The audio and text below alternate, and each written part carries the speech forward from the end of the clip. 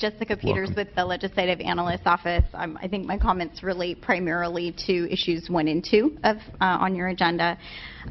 The authority has explained the major features of their business plan. A couple of weeks ago, our office did put out a report with our review of the plan. In there, we highlight what we identify as the major features of the plan, as well as 3 primary issues for legislative consideration. So I won't repeat the presentation that you already heard from them, but I did want to point out a couple of things to expand upon certain elements in the draft business plan related to the funding for the project. So first, the business plan does identify a full funding package for the proposed initial operating segment into San Jose. This is a more complete funding package for any segment of the project that would be operable than the legislature has seen in prior business plans. Specifically, the plan identifies $28 billion in order to pay the costs of this segment. As the authority mentioned, $20.7 billion of this is related to capital costs, and then there's another roughly $7.5 billion in financing costs. The draft business plan does assume that a portion of the cost of constructing the project would be financed.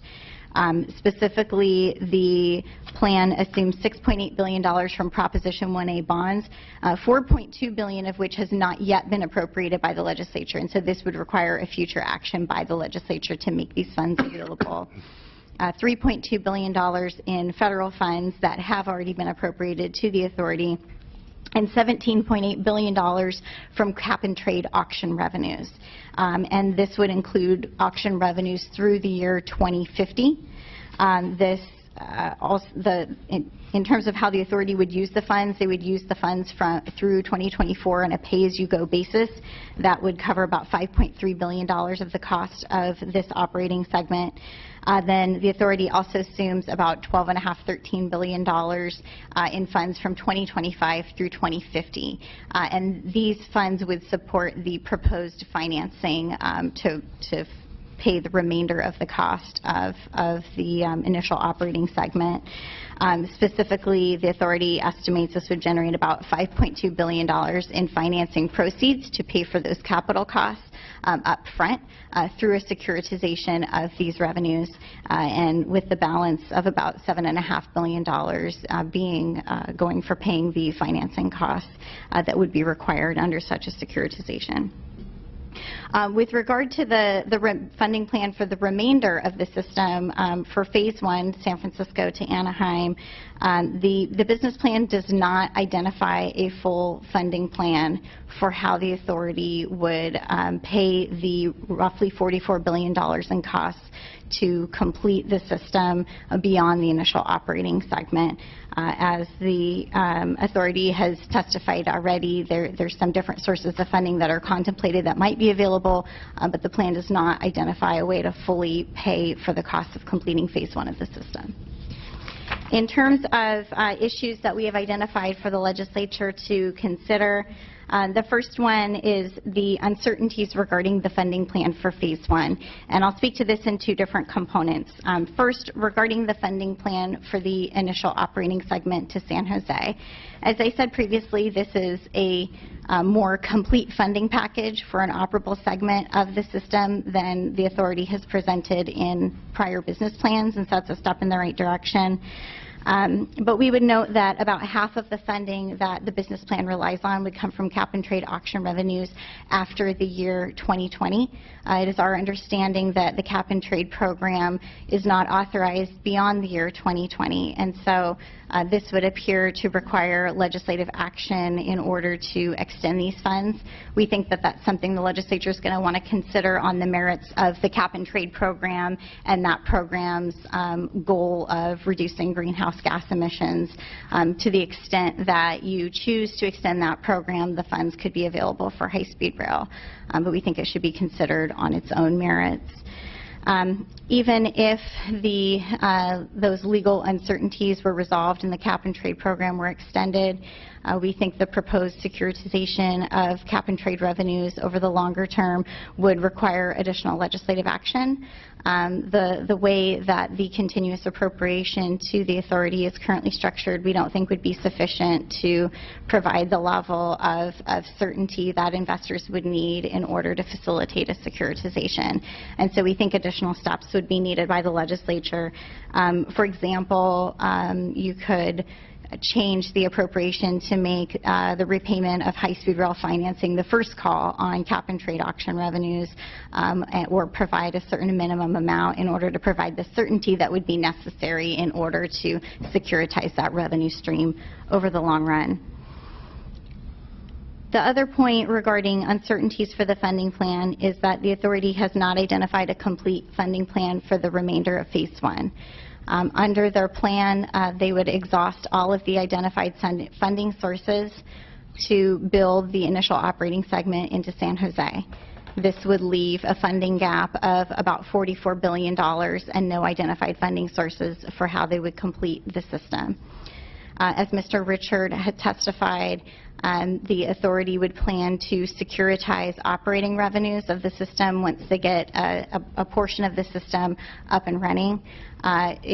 It's uncertain to us at this point, and I think even to the private sector, to what extent, how much operating revenue or net revenue there would be, or operating profit there would be. I think Mr. Richard indicated that the private sector would like to see some actual numbers, and so there's a lot of uncertainty around that, and so it's unclear to us to what extent that would be an available funding source. Even if it did become available at the level that the authority is estimating, under their estimates, they would have roughly $3 to $7 billion that they could securitize from that initial operating segment, depending on the specific scope, that could be used to fund the rest of Phase 1. That amount falls significantly short of the amount necessary to fill that $44 billion funding gap to complete Phase 1 of the system. We think that having a complete funding plan for Phase 1 is critical, and that's going to be an issue that you want to consider, and to the extent that the authority is developing that plan for the rest of the system. The second issue for legislative consideration that we identified ties into the issue of funding, and this is the scope of the initial operating segment. The legislature is going to want to weigh the trade-offs of the proposed scope change.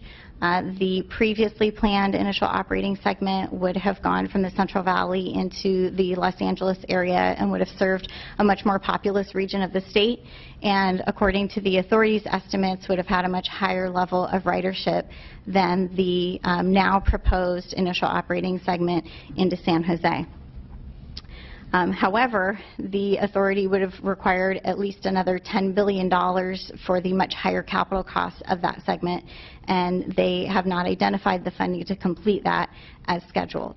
And so we think that to the extent the legislature wants to continue the development of a high-speed train system, that the proposed scope change has some merit. Because it is much more likely that a full funding package for the IOS north into San Jose could be achieved than the previously planned initial operating segment into the Los Angeles basin. To the extent that the legislature concurs with the scope change and going into San Jose, the legislature is going to want to consider whether or not the IOS has standalone value. As I said before, under the authority's plan, building this initial operating segment would exhaust all of the identified funding sources for this project. And so it is unclear when additional funding would become available, and perhaps unlikely that it would become available on the timeline the authority is assuming to complete the remainder of Phase 1 of the project. And so to the extent that the funding does not become available, you're going to want to ensure that whatever is built, a $20 to $30 billion project, that has standalone value, that has a scope that meets your priorities. And in particular, I think Mr. Richard already addressed the issue of the southern terminus. We think that there's options there, and the legislature does not need to concur with stopping the project in an agricultural area. We think that could be problematic. That's not consistent with the CEQA approval for the project. It would require additional environmental review and also would end the train in an area that does not have the services necessary to meet the needs of passengers in terms of transit connections, rental cars, parking lots, and those types of facilities. The legislature could direct the authority to have the last stop on the train system to be one stop north of that, which is a planned permanent station. You could also make it a priority to identify the $2 billion in additional funding necessary to extend the line into Bakersfield. And those are just some examples, but we think that ensuring that the scope is something that meets your priorities and makes sense is going to be an important issue for the legislature to consider. And lastly, the remaining issue that we want to highlight for you is just ensuring that the project has adequate legislative oversight. Your staff agenda notes that we have not a recommendation, but a sort of an issue to consider that the legislature needs detailed information on the cost, scope, and schedule of the high-speed rail project. Information that's provided in the business plans as well as other reports that come to the legislature can be extremely difficult to compare from one plan to another, and it makes it very challenging to track changes in cost and schedule over time because the information reported in one plan may relate to a specific scope, and as that scope changes over time, it's very difficult to understand if the cost changed as well. Is that because of a change in scope, or is it because costs have gone up or gone down? And so we think that the legislature may want to require more detailed information and specify certain scopes of work in order to ensure that information is comparable over time. We think you also would want to consider requiring future business plans to include information on all of the costs and not just capital costs.